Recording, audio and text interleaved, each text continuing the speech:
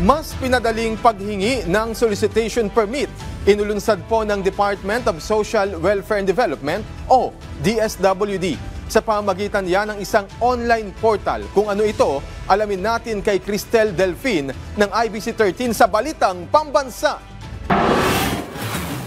Tiniyak ng Department of Social Welfare and Development na patuloy ang pagmomonitor ng ahensya sa pagbibigay ng public solicitations sa mga social welfare and development agencies.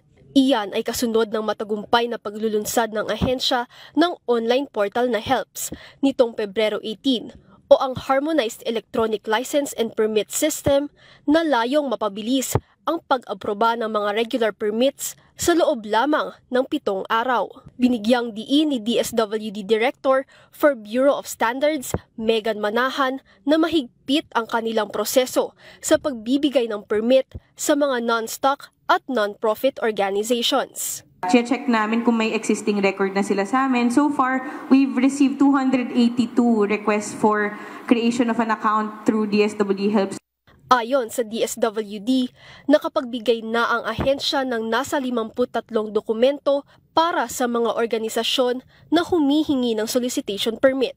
Kabilang dito ang 28 Certificate of Registration and License to Operate, 6 na accreditation at 19 na public solicitation permits. Nagbabala rin ang ahensya sa mga individual o organisasyon na balak samantalahin ang mga nakakolektang donasyon dahil binabantayan ito ng ahensya na dapat ay maibigay sa mga lehitimong benepisyaryo. Meron kami mga requirements na pinapasubmit. After 2 months, dinilist daw nila yung list of donors, beneficiaries, yung utilization nila ng funds. Nagpaalala rin ang DSWD sa publiko na huwag basta-basta maniniwala sa mga nanghihingi ng donasyon online sa pamamagitan ng pag-verify kung totoo ang organisasyon upang hindi mabiktima ng scam.